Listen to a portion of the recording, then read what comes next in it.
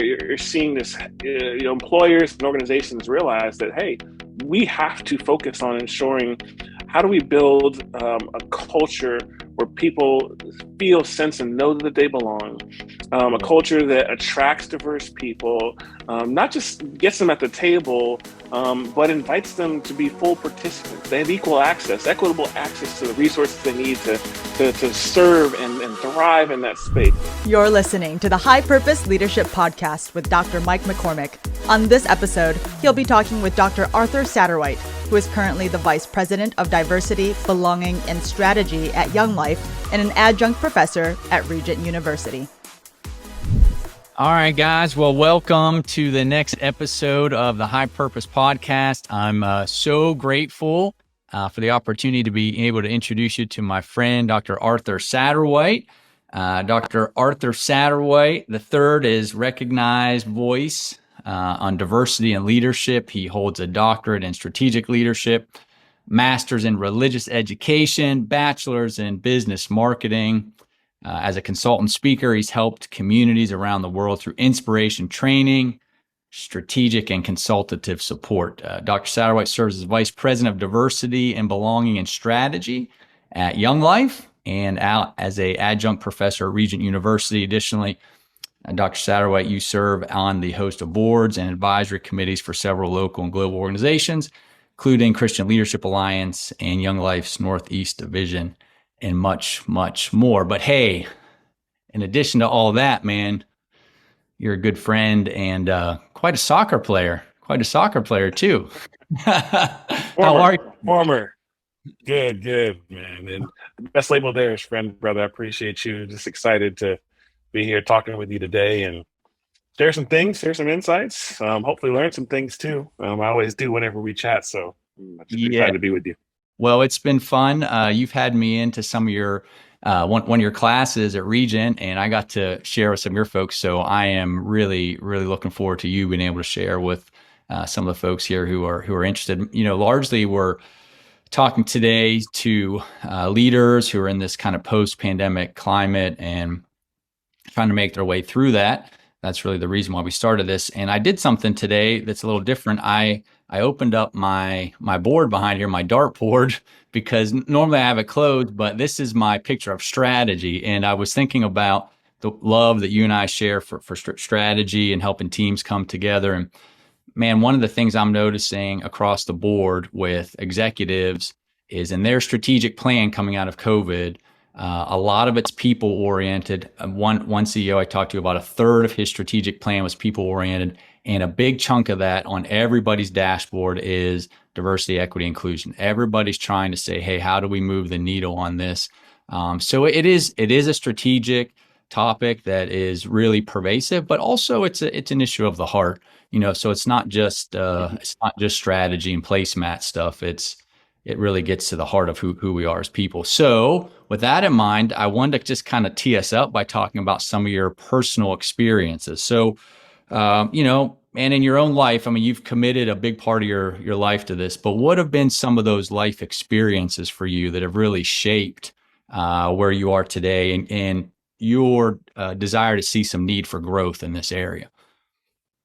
Yeah, sure. I mean, it's a great question. And I think you summed it up right. You know, the moment we find ourselves in coming out of COVID, this time of heavy isolation, right? But then during that isolation, like seemed like social issues around us exploded. Maybe that was because we just, that we had less distractions, right? It's not like any of the stuff that came up was new. It's just we didn't have much to distract us and were forced to kind of see it. So, on the heels of that, you have the Great Resignation and some of those things that, as studies are showing, people coming out of COVID are just like, I want to go somewhere where I belong. I feel like I'm part of. I'm not, just a worker. I'm not here just to, help you with your bottom line, increase your pockets. But no, I can contribute. I can bring my full self.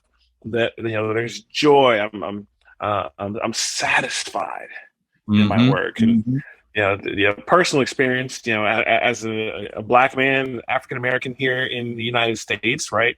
There are a lot of issues that, came to the surface, not new issues, but again, the spotlight shown on them, during COVID. And it wasn't exclusive to the streets of our communities, but sure, it's in the workplace. And my experiences from a young age, pointed out that hey, there is a dominant culture in a lot of our spaces, just like there is in society, there is in our workspaces. And sometimes that dominant culture, if we're not intentional about it, if we're not mindful of it, if we're not even aware that it exists, maybe because we're in that dominant culture, it could easily say to those who aren't that you don't fully belong here unless you look a certain way or you act a certain way or even speak a certain way. I remember my first job coming out of college. I was starting in Manhattan working for this property management firm.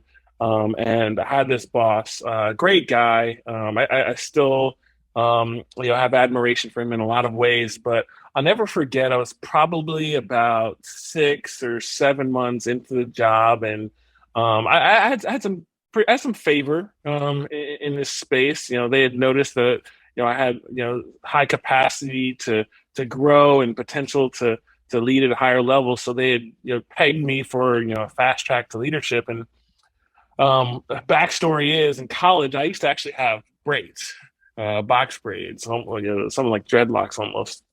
I wish And we could have yeah, shared. yeah, no, I've scrubbed the internet of all pictures that do not exist anywhere in any space.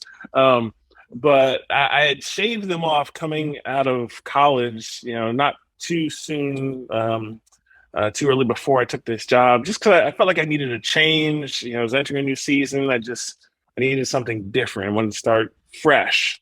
But about 6 to 8 months in on the job, I missed them because they were part of me. They were part of my identity, my persona. So I Mhm. started to grow my hair back out, and I had grown it out for about a month, and it was maybe about an inch long. And I distinctly remember the entire conversation where this boss, again, good-hearted, well-intended, um, intending to mentor me and ensure that nothing was a barrier to me, pulled me aside and said, "Hey, I just wanted to let you know we don't do that around here." Mhm. And I didn't quite catch what he meant at the when he first said it. I was like, "What do you mean?"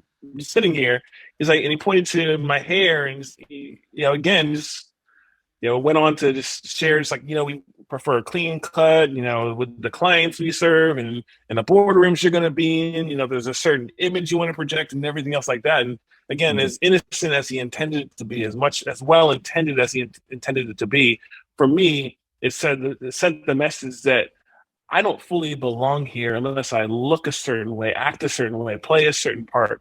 I Mhm. am in my full self. I am not a full participant in this unless I assimilate into the dominant culture that's here. And I think as you look at workspaces today, you look at these younger generations today, that are they're less inclined to just toe the line. You're seeing this. Employers and organizations realize that hey, we have to focus on ensuring how do we build a culture where people feel, sense, and know that they belong.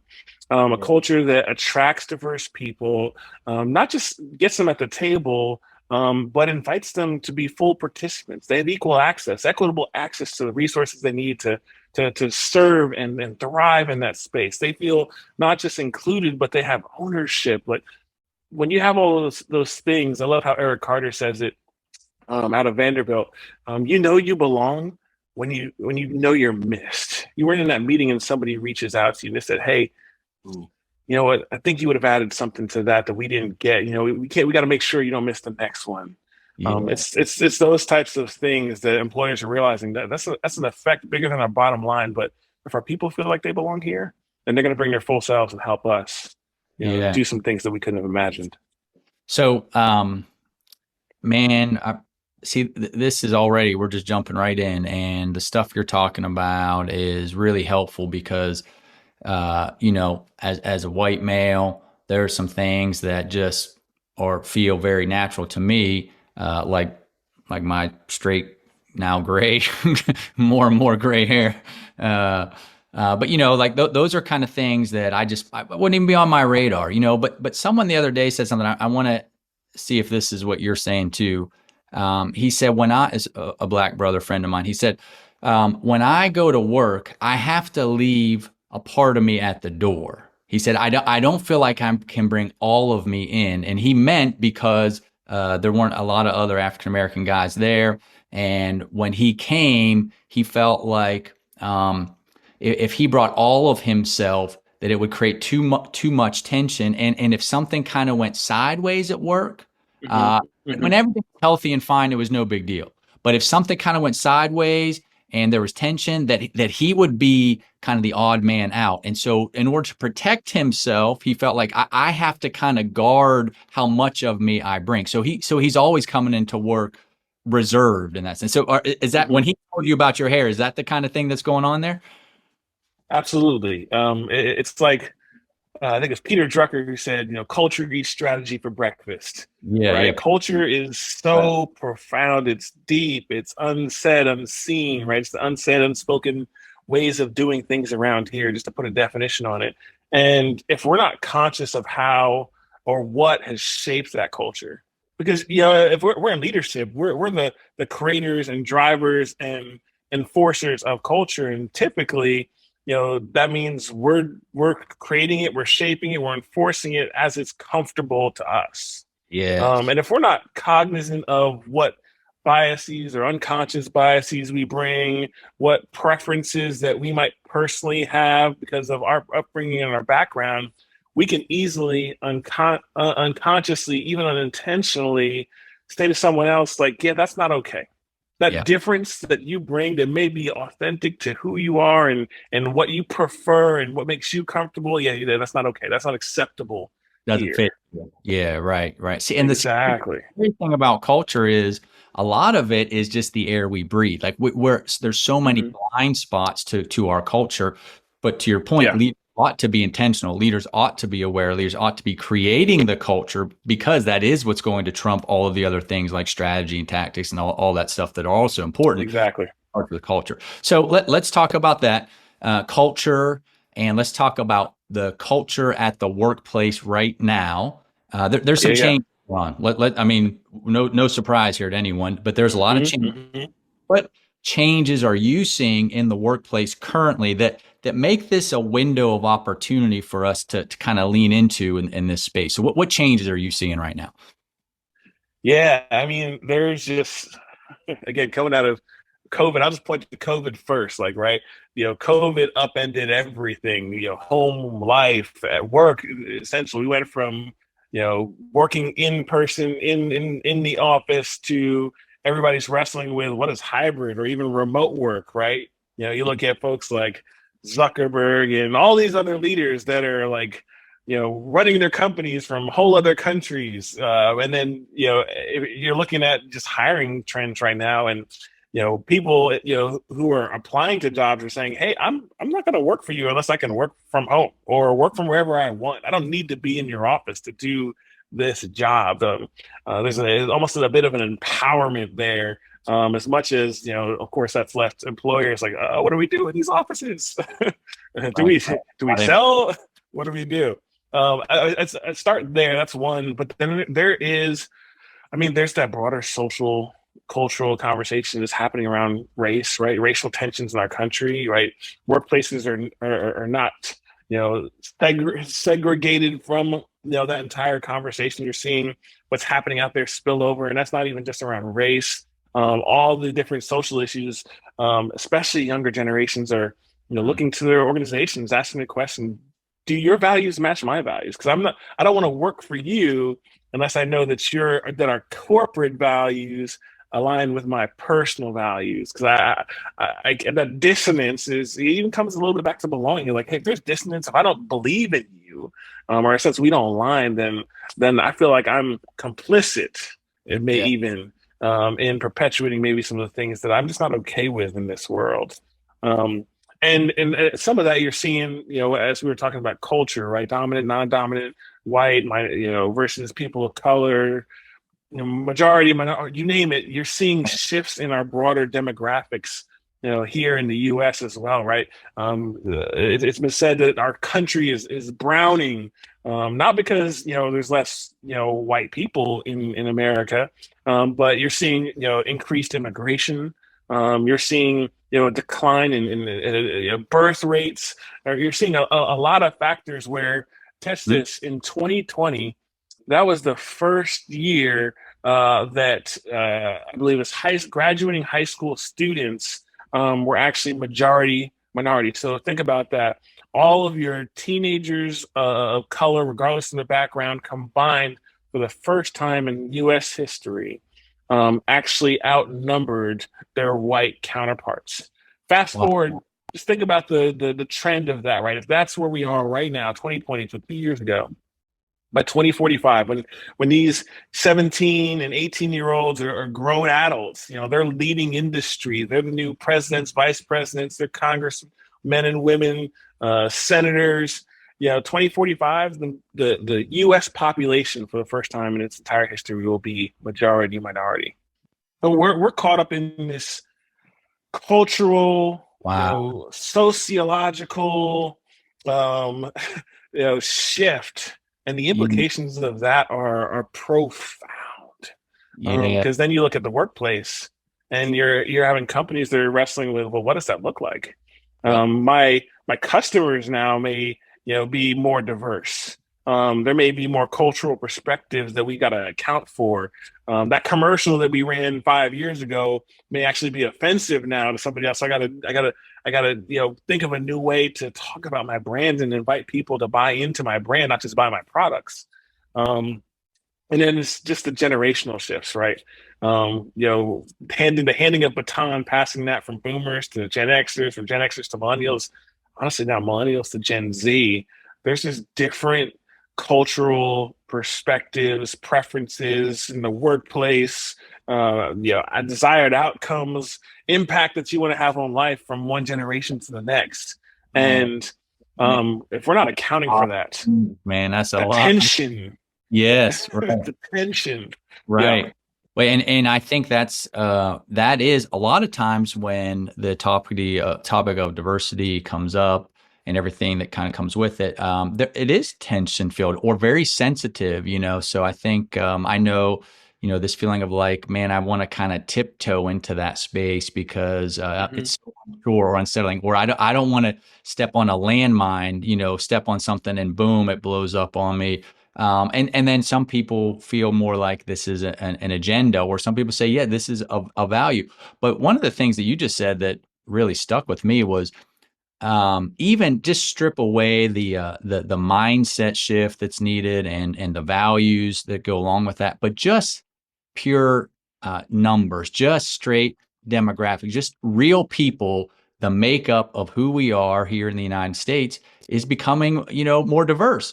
And so that's not like an agenda by someone. That is not No, that's not even just some person or some subgroup trying to get their way. It's just saying, hey, we look different than we did, yeah, 100 years ago, 50 years ago. And so who are we going to become? And that, macro level reality is certainly shown up in the workplace. So usually when it comes into the workplace, at least from my experience, is it shows up in a couple letters. Usually the first three are DEI, oh no, right? oh no, Yeah, diversity, equity, inclusion. We'll talk about the addition of B for belonging. But I thought, it might just be helpful as sort of 101 for anyone who's listening today.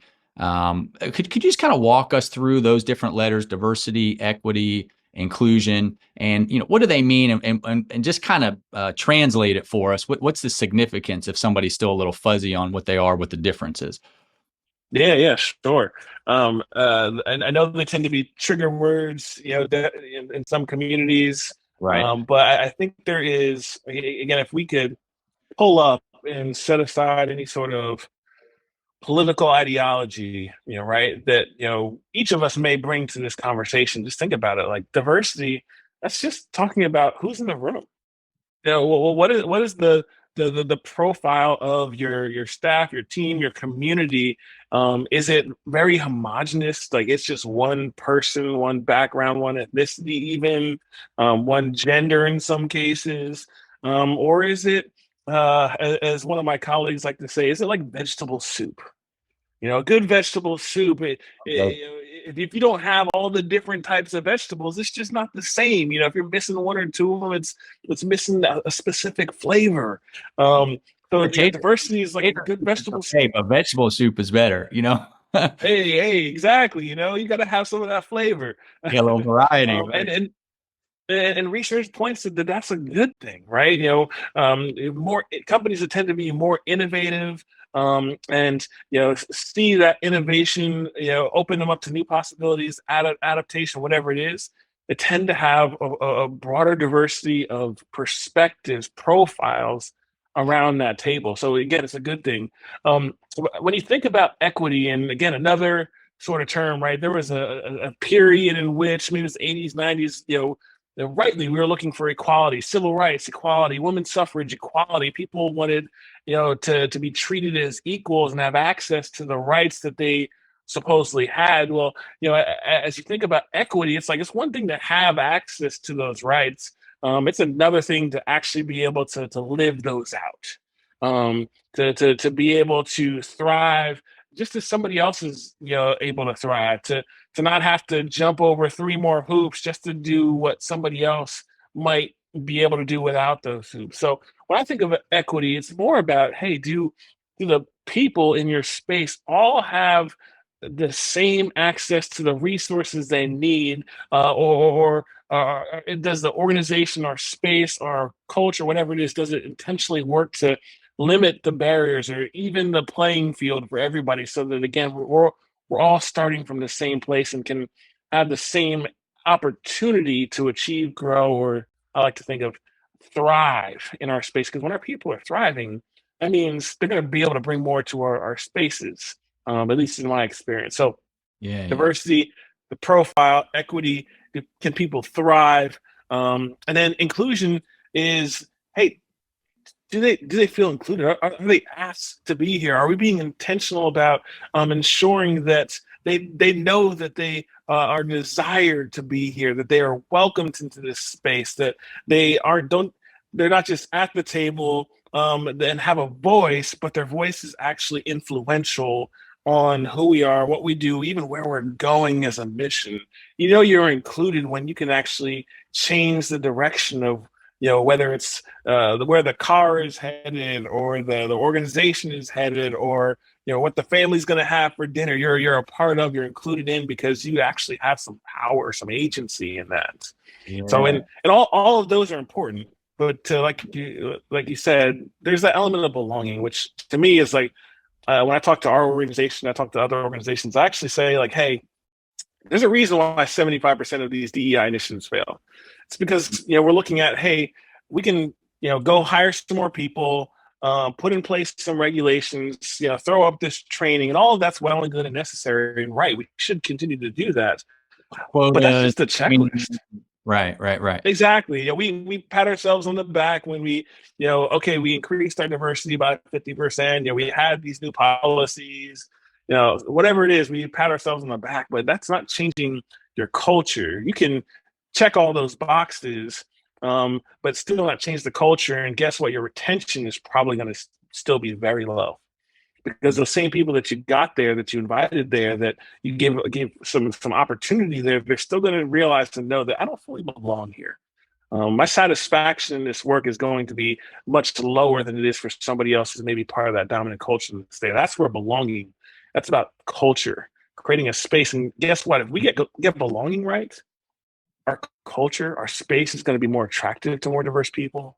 We're going to see more people feeling like they belong around the table, that they have access to the resources they need to thrive, that they are influential in shaping who we are, that they can bring all of themselves, like your friend said, and not have to worry about leaving part of them at the door.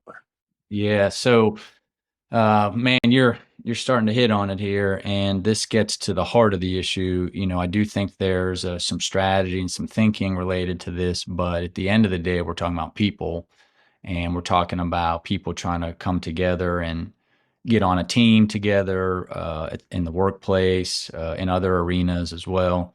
And first the table analogy I think is a good one. Who's at the table and what kind of voice do they have at the table? Most teams meet around a physical table, and most executive teams have a place that they meet. And what we do in our organization, and I think about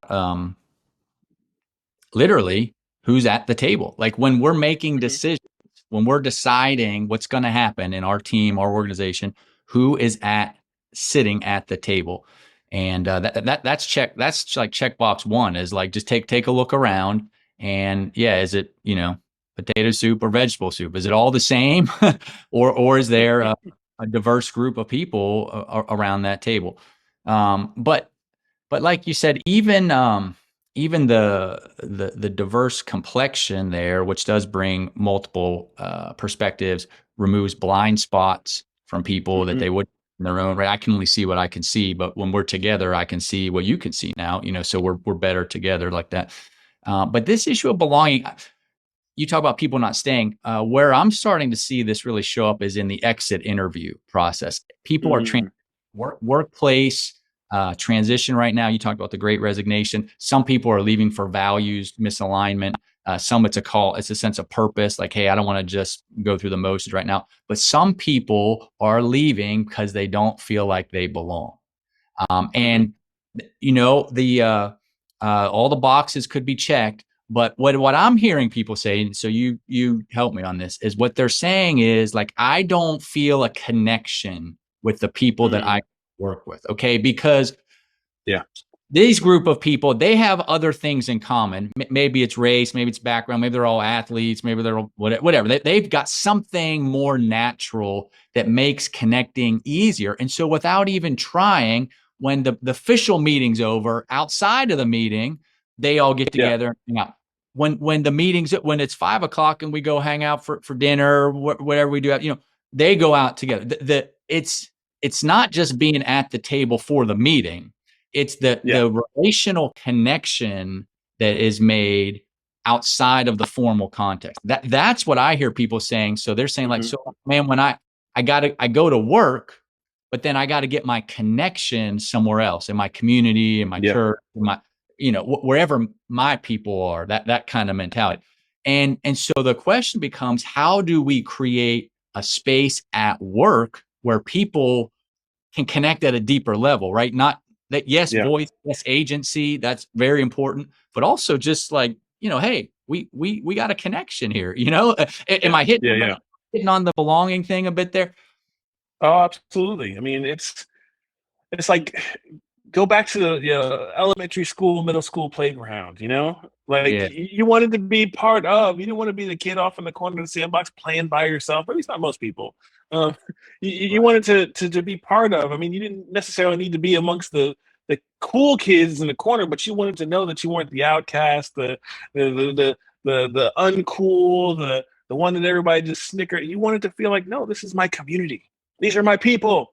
Yeah, I belong here in this class, in this playground, in this spot. It's the same thing just as adults because we never lose that sense of we want to belong. We're inherently wired to belong, and I think this um, tradition of work historically that we saw, for generations, past, work was just where you go to earn your keep. To put food on the table or whatever. So you kind of leave that other stuff. You just punch in, punch out.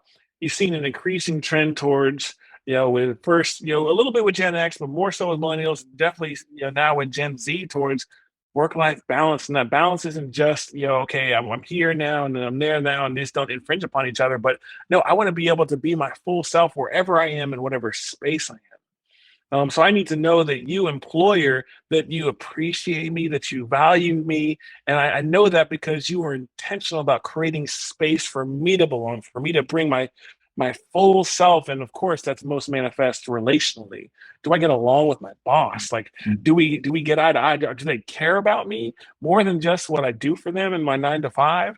Do they want to know me? Are they adjusting maybe certain policies or structures even to better account for the things that might hinder me from being able to serve as I am and with all that I am in this space. That is the intention. Belonging isn't something that just happens and just magically appears. It's something that we as leaders intentionally must create day after day after day. It's something that we have to work at and Yeah. continue to be conscious of, especially as we hopefully are diversifying our teams and we have new people with new ideas and new backgrounds, new perspectives coming in, new preferences. How are we being mindful of them? How are we being intentional about learning about them such that we can actively work to include them? Yeah, that's good, man. And I think that some employers actually feel frustrated because they feel like, man, that's a lot of work. That's like, can't we just come in and get the job done? And like the. But I think what we're saying is, one, no, there people are looking for something more right now. But two, you know what? Maybe that would actually help people bring their best at work. Like if they really could bring their full, we like words like engagement, full engagement. We like give your discretionary effort, right? As supervisors, as leaders, we don't want just people to come in and check the box and go, like, we want them to bring more. So if we want them to bring more, then they ought to be able to bring who they are. They ought to bring themselves into it. And I asked a guy once, we had a meeting and I didn't really feel good about how it went. I was actually running the meeting. He was the one black guy in the conversation. And afterward, I followed up with him. I was like, hey, man, I just didn't really feel good about how that meeting went. And is there Mhm. anything I could have done different? And here's what he said. He said, "What next time?" He's like, "Just give me carve out a space for me to share my voice and let me be heard," because he didn't feel Mhm. at that chance. He felt like everybody kind of had their mind made up, and it wasn't really going to matter what he had to say. And his perspective was different than the others in the room for a whole lot of reasons, Mhm. but it was legit, but it was different. But we would kind of, the rest of the guys on the call already kind of had their mind made up. He's like, the best thing you could do for me to help me feel like I actually matter, like I belong, is give me space, Yeah. and a voice that I could be heard. Remind me of the analogy of the two-legged race.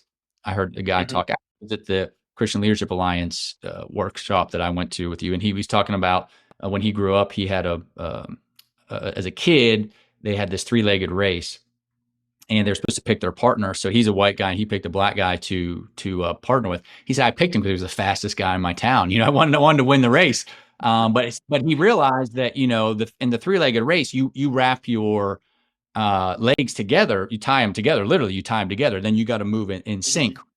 And you can't win the race together if one of you is out here, you snap the rope, right? And I thought about that because I think one of the challenges for belonging is to be able to sync up and move together at the same pace. That I may want to go this, Yeah. but you may not be ready. I think this gets a little bit back to the equity thing too, that we're not all starting from the same spot. So Yeah. so for me to be willing to say, coming full circle to this meeting, hey, this guy, he's got a different perspective, but we can't all just run ahead and leave him in the dust. Because what does that mean? That means he doesn't really belong. He's Yeah. not as important as the rest of us. Now there's more of us than him. So we could by sheer volume go and probably get most of what we want to get done. But the question Yeah. is that the real goal? Or is his perspective just as valuable? And if we kind of pull back a little bit and let him step in, do ultimately we're able to get more done together. So that three-legged race of moving together and like Good. you belong. How do you know you belong? Because we're not moving if you're not coming along. We're not going to leave you in the dust. I think that's listening and creating that kind of connection seems to be important. Hey, Totally. I'm curious, do you have any, I know you do a lot of work with assessments and tools. Just, I'm thinking about people who are trying to gauge where they are in this and maybe a team or organization. Do Mhm. you have assessments or tools that you recommend for people who want to assess where they are and make some steps forward? Yeah, absolutely. The first thing I would point folks to in the research, that folks have been doing coming out of Harvard and other places for a while now, just points to the importance of emotional intelligence. Where there's some great tools out there. Emotional Intelligence 2.0 is a great example of an emotional intelligence assessment where you can just, take that and find out, hey, where do I got some growing to do? Um, maybe I'm not as self-aware as I think I am. Maybe I'm not as self-regulating as I need to be. So to work at our emotional intelligence, that's I would say a bedrock, because that self awareness is critical for us to understand how our perspective and experience and preference might differ from someone else's, right? But then there's that cultural intelligence. And I love the work that David Livermore and the team there at the Cultural Intelligence Center are doing. They have several different assessments about unconscious bias, but also cultural intelligence that help us just better understand, like, how cultural intelligent are we? In other words, how effective are we at being able to navigate different cultures, or cultural difference between us and others? Mm. Of course, there's the macro cultural difference as you think about country to country, individualist versus collectivist, power distance, all those things. That's a huge part of it. But even as you think about just the conversation we've been having, and just being aware of ourselves, so emotional intelligent enough that we understand that there is difference and where that difference is, but then also having the skills, the competence to be able to navigate that difference in healthy, effective ways to create space for difference and not, be threatened or so uncomfortable by it that we are paralyzed. Those are two that I highly, highly recommend that before you do anything else, start with these two, because if you can work on those two, increase your cultural intelligence and emotional intelligence, you're going to be in a really good space as a leader, both to attract difference that is going to benefit you and your organization, but to retain it, to create space, natural, authentic, organic space for it, such that it belongs there too. That's cool. I had heard of EQ for a long time, but CQ, cultural intelligence, that was a new term for me. So maybe for some of you out there listening today, hey, you guys, we're talking with Arthur Satterwhite, really a leading voice in the topic of diversity. And Arthur, thanks so much for this part. We're gonna wrap up this part of the conversation, and what I would like to do is come back for the next half, for our next episode, and really delve into some of the faith components that are surrounding this topic. But thanks so much for this first part. Pleasure's all mine. Now we want to land the conversation, the part of the podcast where we prepare you to put this into practice. Hey, well, we just heard from Dr. Arthur Satterwhite on diversity and inclusion. This is just part one of the interview. Part two is on faith-based diversity. That'll be coming up in a couple of weeks. This episode has truly touched my heart personally. I am a 35-year-old Chinese American. And Mike, for those of you guys who are listening, Dr. Mike is, I want you to introduce yourself. 45-year-old white male with some graying hair. Yeah. So I just want to mention this is obviously a very emotional and multifaceted topic. It's going to be impossible to touch on the complexity of it in just 2 episodes. So we're really just skimming the surface here. And neither one of us are experts by any means. So we have our own perspectives coming at this thing. So Mike, you touched on this idea that diversity is not just a strategic needle that needs to be moved, but it's really an issue of the heart. And I think that's so accurate. Too often we can come at business changes as a strategic move, what's going to push us forward. But what does it mean? Can you expound on that a little bit?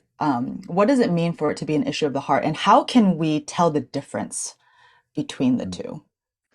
Yeah, so it's very clear that diversity is a strategic initiative for a lot of organizations right now. Usually that comes in conversations about engagement. How do we get people to be fully engaged? And how do we retain them? How do we keep them here, especially with the workforce crisis right now? So it becomes really important. But people can tell if it's just a piece of paper. They can tell if it's just a checkbox. They can tell if it's just some required training. If it's not matched with a heart consistency, then they're going to dismiss it, and it's not going to have the impact that was really needed. And so, yeah, to take a look on this particular topic, we do want to think, critically about it and strategically about it, but allow this conversation to hit us in our heart. And while we're just going to be kind of skimming the surface, Geneva, my prayer is that what we're really going to do is at least get to the heart, of the matter. And I think, how do you know? It shows up in your demeanor. It shows up in the quality of your conversations, not just Mm. an idea about a group of people or a strategic target that you're trying to hit, but actually the quality of the interpersonal relationships that you have. At the end of the day, this is a conversation about belonging and about people feeling known and fully known and accepted and part of something. And so I think that you're going to measure this not just by the targets on the pieces of paper, but by the interactions that you have on a day-to-day basis. That's so good. I think as a leader, one of the indicators that for myself, is if I walk away from a conversation, the quality of the conversation, like you were saying, is if I learn something. Mm, Um, I think too often as leaders, we're giving, right? We're giving direction, giving the next step. But the quality of an interpersonal relationship means that, man, I walk away learning and having taken something too. And so I think that that's another place. Dr. Arthur said, culture eats strategy for breakfast. What is that? I think you were saying culture, this heart place and culture really go hand in hand. And so that's just such a great little wording. Culture eats strategy for breakfast. So why is that? Why does culture supersede strategy? And then what kind of symptoms can leaders look for when it's flip-flopped, when we put strategy above culture? yeah, so I'm huge on strategy. We do a lot of strategic coaching, and I personally love it. Strategy is a lot about thinking and about focus. It's about what you're saying yes to and what you're saying no to as priorities. It usually shows up in a placemat on a map. Here's our 3 things or our 5 things, and it goes down to deliverables and projects. And so it's a very intellectual, a mental focusing, disciplined exercise, which is hard to do. But the problem, if you just keep it there, is that culture is more about patterns of behavior, about what people actually do. And you can have the greatest focus and thinking, but if it doesn't translate into actual interactions with people, then eventually the paper will go away, and the people will be the ones that carry the day. So Mm, I think what you can tell is if what we're doing is actually taking root, and is it actually sustainable, meaning will we consistently see this change over the long haul? If that's the case, then it has to do more with people's hearts, an inside out transformation, and yeah. their capacity, the human capacity to deliver on whatever the piece of paper says. So the paper is necessary because it gives focus, but if it's not changing people from the inside out, and if they're not growing in their capacity to deliver on it, then at the end of the day, the paper is not going to happen. Culture will eat strategy for lunch. Yeah. When we talk about culture, I love that you were saying it's the change from the inside out. Because if it's not that, then it's just what we would say is behavior modification, right? It's really just a tape, a band-aid, Yeah. um, for change. As long as it looks good on paper and everybody is acting right, then I can go home and have a completely different heart. But man, at work, I'm just checking off my boxes and it's looking right. Yeah. And I think true culture change, true culture, a culture of belonging, is a matter of the heart. And, Dr. Satterwhite touched on this concept of a dominant culture, Mm, mainstream, so to speak, and this idea that so many, people of color feel like they have to assimilate to this dominant culture, which means that they have to let go of parts of who they are in yeah. order to be accepted or in order to belong. And there is a real culture there that maybe it's not intentional, But I know I was telling you a story earlier about when I was even as a child. This is just the web, the underlying web that we're living, and we may not even be intentional about it. But I remember when I brought like seaweed to school in grade school, and all the kids made fun of me, and they moved away from me because it smelled. And just even as a young child, this idea of being rejected because of part of my culture or part of what I like or who I am. It just is it's underneath, right? We may not be intentional about it, but there is this idea that, man, in order to be long, in order to be accepted into Yeah. what is dominant, I have to let go of part of who I am. In order to become more Americanized, Mm, I have to become less Chinese. mm, And that was a narrative that started at such a young age. And so when we talk about culture within the workplace, we're talking about revelations, we're talking about the heart change, we're talking about changing our perspective in order for our actions to match and not for our actions to match a piece of paper and for our yeah. hearts to stay the same, right? Yeah, and that's so hard for, say a white upper middle class male because that feels just normal. It feels so right. It feels easy. This is what as I've reflected on that. I appreciate you sharing your perspective. And Arthur talked about his hair, similar kind of analogy. You know, for me, it just feels normal. It just feels easy. It just feels comfortable because the majority of people are, in that sense, like me. Although we see that the demographics are shifting on that, so I think that was an important point that he made.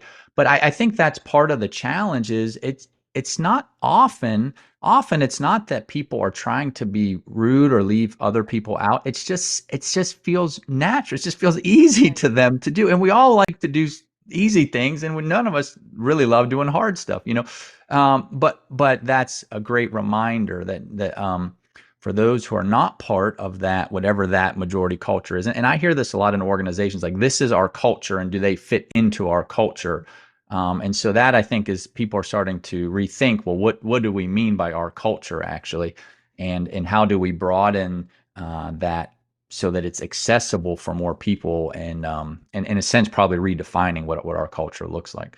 But yeah, those natural cues that people send to others that basically say, hey, you don't fit here, hey, you're going to have to change. And what happens then is you can't bring your best, you can't be fully you, and there's a little piece of you that you have to hold back. Now you have to hold that, in your case, that Chinese part back, right? Because you know that that's not the normal culture here. And so just practically from a leadership standpoint, I'm not going to get full engagement from you, right? In that situation, because you don't feel that you can really be the full you that you want to bring to the table, and that's the loss that happens in that situation. Wow.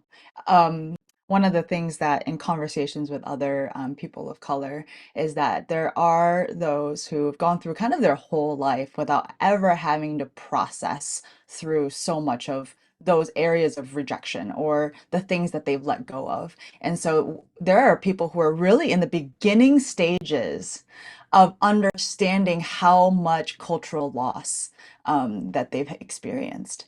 Mm, And it's really interesting because even as you were saying it to me right now, Mike, I are there areas I have to ask myself, are there areas of myself that I've held back on? Are there areas of myself that I'm not fully engaged in because of these experiences that I've had? And so even as I'm thinking about it right now, the reality is absolutely. mm, Because there's a fear. There's a fear that if I bring this part to the table, what will it look like? How will it be received? Is it too far from left field? Is it going to expose me? And so it's really interesting, and I appreciate what Dr. Arthur said before about when when you truly belong, you will be missed. mhm. And I think that, man, that really touches my heart Yeah, yeah. because now it's you I'm seen. I really am seen. Mhm. And all of me, the more I bring and the more that is embraced, there's healing in that. So I really encourage all of us to kind of look through that. There's so much healing that happens in that kind of perspective, in that kind Yeah. of culture. Um, but man, it excites me more to bring my better self, more of Right. myself. I become more engaged. It's true. And so I think it's harder. What's so difficult about relationships is that with people who are different is that it takes so much more effort to engage with people who are different Totally than agree.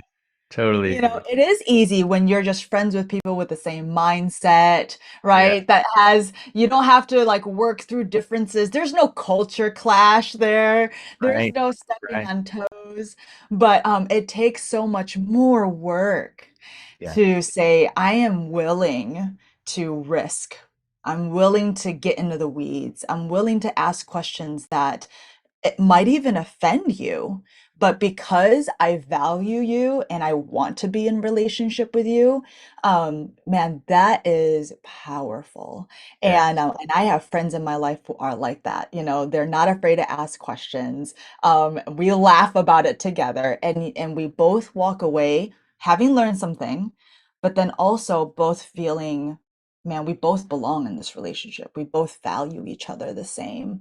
I remember there being in a multicultural class actually, and one of the questions that comes up is from kind of the white population that I'm just afraid to engage because I'm afraid to offend. Yeah. And the response to that is, I would rather you offend and then stick with me than ignore me altogether.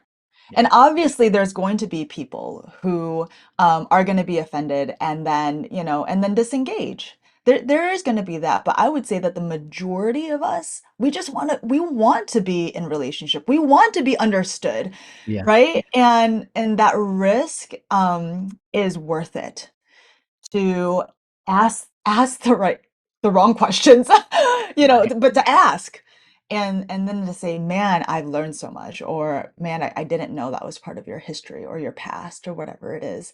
Um, the other thing that I have heard, Mike, and I would love kind of your perspective and response on that is I've also heard from the white population, what about us? Yeah, right. Mm. I've been bullied before too. How is that different? I've experienced rejection. What would you say to that? And how have you processed through that? Yeah, so good. Thank you for sharing that. Vulnerability is and risk on both sides, and needing a safe place to share those things. Yeah, I've thought about that for myself. I've heard a lot of friends say that, hey, what about us? And I don't know. This is kind of how I think about it. When I was eighth grade, I switched schools, and I was a new kid, and so I got picked on first day of school, eighth grade. I got put into went to a lunch table, went to sit down, and the kid said, "No, you can't sit here." And I said, I thought he was kidding, so I laughed. He's like, "No, I'm serious. You can't sit here." And I realized he was here. So I literally got up, put my little lunch tray as an eighth grader, turned around, and some guy in the back, Danny Antonucci, who became one of my best friends, he said, "Hey, come sit with us over here. Those guys are a bunch of jerks over there." But like on that day, I didn't fit in, and I was in a new place, and I literally wasn't welcome at the table. And so, I have moments in my life where I didn't fit in and where I was on the outside. Um, for me, those are fairly isolated experiences, and over time they faded. And what I think is that for people who live as a minority in a majority culture, when just sheer numbers means most people in the room are different than you, um, that you live that way every day. And what people tell me is, "Hey, Mike, welcome to my world." Like what you had in eighth grade for 3 months in the first year of eighth grade. That's how I wake. That's every meeting I go to. That's every time I show up at the table. Like, and not necessarily always, absolute rejection, but just being different, just being the different one in the room.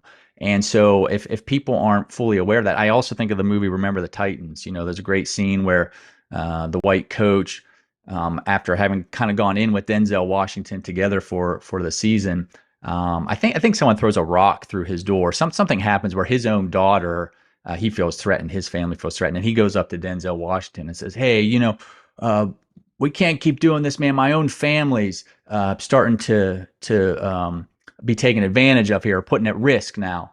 And Denzel says, "Yeah, well, welcome to my everyday world."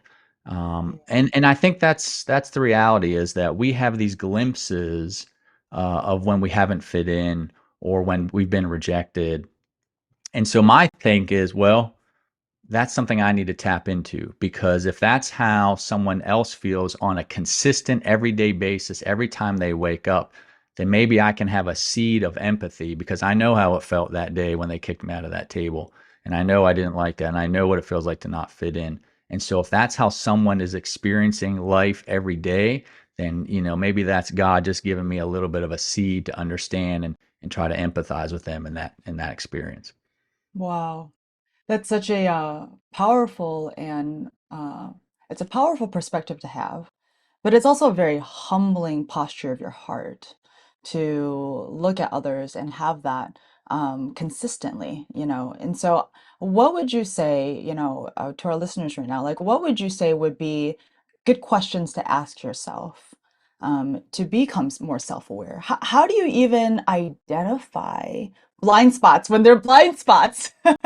Yeah, yeah. Yeah, what would you say to that? That's the unfortunate thing about blind spots, is you can't see Yeah. them, right?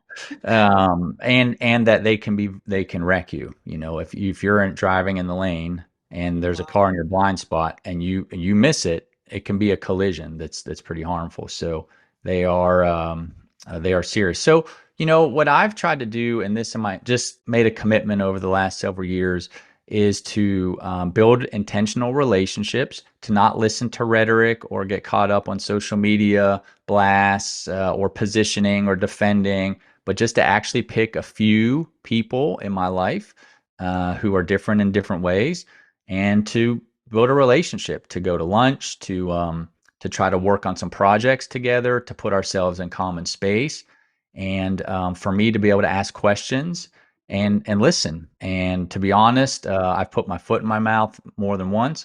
I've run meetings that I didn't feel good about the outcome, and had to go back and apologize and ask for some help. And thankfully, to your point, these are people who care enough about me and the relationship that they've said, "Hey, thank you for coming back, and let's work through this." But I think one person at a time, one relationship at a time, one conversation at a time. Put a real person on it. Don't just make it a topic or a issue. Make it a relationship. And that's how you learn things about yourself and how you learn things about others. And asking those questions. You talked earlier about learning. I think there's if it's a blind spot, that means that we all have to learn and grow. And so by asking real people real questions, it allows us to see their experience and try not. The other thing I've noticed, and this is natural, I think human nature, but we are always defensive. We don't want to be misunderstood. We don't want to be misrepresented. So we're always trying to explain or defend. And at some point in the conversation, it's good to say, well, here's my perspective. But to go there initially is not the right thing, because I don't think you're allowing that other person's experience to really sink in. So, when you tell me about bringing seaweed to school or something, like I have to be careful to say, well, that of course it is. It's different than they've never had seaweed. I can't just Right. jump in and defend those people.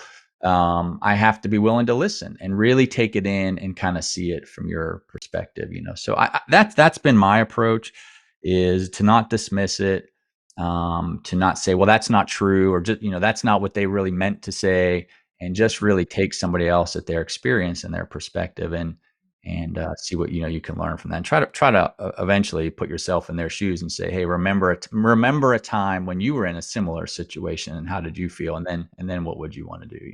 Yeah. And I don't think that those two things negate each other, right? It's true that that wasn't their intention. And it's also true that I felt like an outsider. Right. And I think that so many times we just want one place to be right. We want it to be black and white. One is right, one is wrong. And the Yes. reality is, and that's Oh, why this is complex, because they are both true. But that doesn't change our responsibility. How do we react to that though? because we can react to it and say, well, one is right and one is wrong, and I'm going to do nothing, and this is just the way it is. Or I'm going to say, man, only one is right, and it has to be that, and I'm going to push forward, I'm going to be defensive. Or we can take the approach, like you were saying, one relationship at a time, one person at a time, help my heart change, Yeah. right? How do I be better?